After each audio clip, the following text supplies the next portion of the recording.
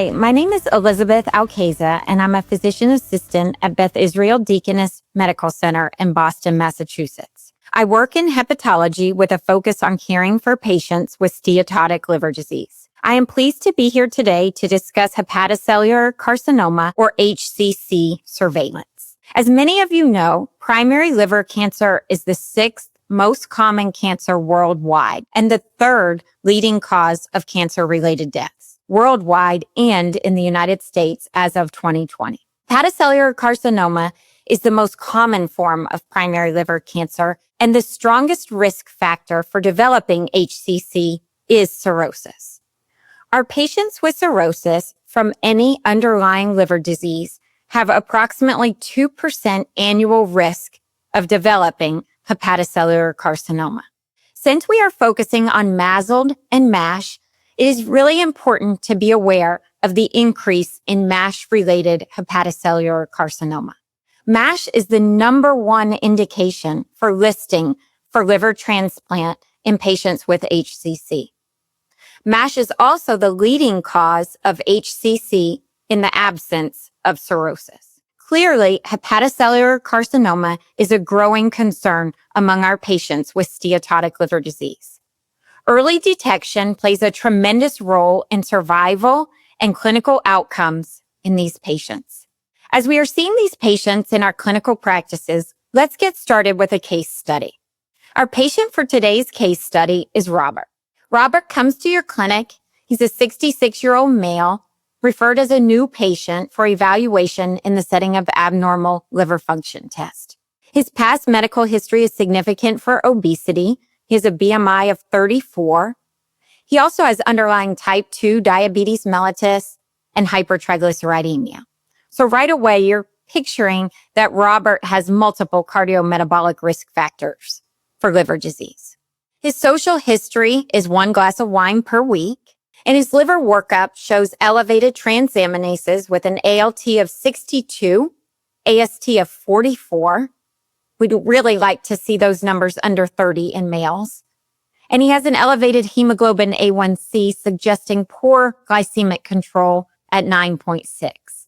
His liver workup shows negative viral serologies, elevated ferritin of 1,000, and normal platelets. You take a look back at his prior labs, and they reveal his liver enzymes have been elevated for at least several years, with an ALT ranging from 48 to 63, and AST 38 to 51. Prior imaging shows an ultrasound 11 years ago, which showed steatotic liver, and his most recent abdominal imaging was an MRI of the abdomen, which also showed fatty infiltration of his liver, but a normal spleen. After meeting him, you decide to further evaluate his stage of disease by referring him for transient elastography. He has a liver stiffness score of 14 kilopascals, which is quite concerning for being at risk of advanced fibrosis or cirrhosis.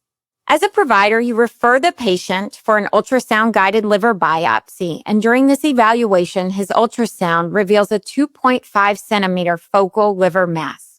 He's ultimately referred for a contrast-enhanced MRI, which shows the presence of hepatocellular carcinoma. Of note, his AFP tumor marker was normal. Liver biopsy confirms the presence of underlying cirrhosis. The patient's referred for multidisciplinary review and ultimately treated with radiofrequency ablation. 16 months after Robert's initial presentation, he undergoes a liver transplant. This case highlights many key learning points in the assessment of hepatocellular carcinoma. First and foremost, it highlights the importance of the need for further evaluation in the primary care patient with abnormal liver blood tests. Early staging through the use of non-invasive tests and referral to hepatology could have allowed for diagnosis of advanced fibrosis or cirrhosis earlier, which may have allowed for initiation of HCC surveillance screening. So who needs to be screened for hepatocellular carcinoma? In our practice, we lump stage 3 to 4 fibrosis patients together as a category considered to be advanced fibrosis. Patients with advanced fibrosis have a higher risk of liver cancer and are recommended to undergo HCC surveillance. AASLD recommends HCC surveillance with ultrasound and AFP2 marker blood tests every 6 months to screen for liver cancer. If ultrasound is suboptimal, the patient is recommended to undergo cross-sectional imaging, such as contrast-enhanced multiphasic CT or MRI of the liver. It should be noted that non-contrast imaging is essentially useless. As providers, it is very important that these studies are ordered appropriately in order for radiology to protocol the exam correctly. This case shows one of many challenges in ensuring adherence to HCC surveillance. Research has suggested that less than 20% of patients with cirrhosis who were diagnosed with HCC received regular surveillance. This highlights the underutilization of surveillance. As with Robert, unless patients undergo staging of their disease in order to determine who is an at-risk patient, HCC surveillance is not on a provider's radar. Other barriers to HCC surveillance include lack of patient follow-up as a result of canceled or missed appointments, patients' lack of knowledge or understanding of the importance of surveillance, transportation concerns, limited time in a provider's schedule for education and ensuring screening is being performed, lack of provider awareness of canceled appointments, patient financial concern related to co-payments or medical bills, or lack of insurance coverage. Several strategies could be considered to promote improvement in surveillance. Mail reminders, protocols within a practice to schedule these studies as a patient leaves the clinic, engaging the primary care provider and understanding the importance of screening and working in collaboration to facilitate imaging if a patient has become lost to follow-up or missed appointments. Utilizing electronic medical record, flags or reminders, or combining office visits with ultrasound imaging on the same day to prevent multiple visits to the medical center are all ways to help combat some of the many barriers. As demonstrated in the case of our patient Robert, early referral to hepatology is a key piece in the management of a patient with advanced MASH in order to ensure appropriate screening is being performed and to improve outcomes in HCC. If a liver lesion is found on ultrasound, it is recommended for the patient to undergo cross-sectional imaging for further evaluation, as well as early referral to hepatology for multidisciplinary discussion to determine optimal follow-up and treatment. I'd like to highlight a few key points which are relevant to our patient Robert.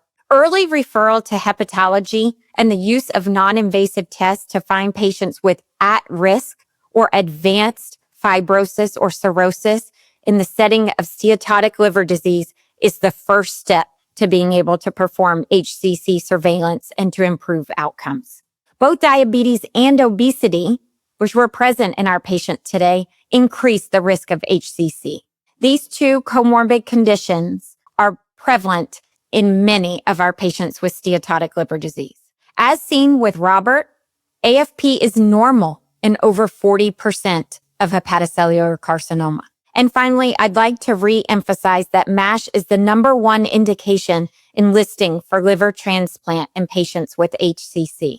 In your own personal practice, I'd like to stress the importance of screening all patients with stage 3 to 4 fibrosis with ultrasound and AFP every 6 months. If the patient has hepatitis B and MASH, they should be undergoing screening regardless of their stage. For suboptimal imaging, the patient should be referred for contrast-enhanced multiphasic CT or MRI. If hepatic lesion is detected, early referral to specialty care, including hepatology, radiology, and oncology, is key to early intervention and survival outcomes. As mid-level providers, we can play a key role in working to improve surveillance and, in turn, survival rates for our patients. Thank you for your time.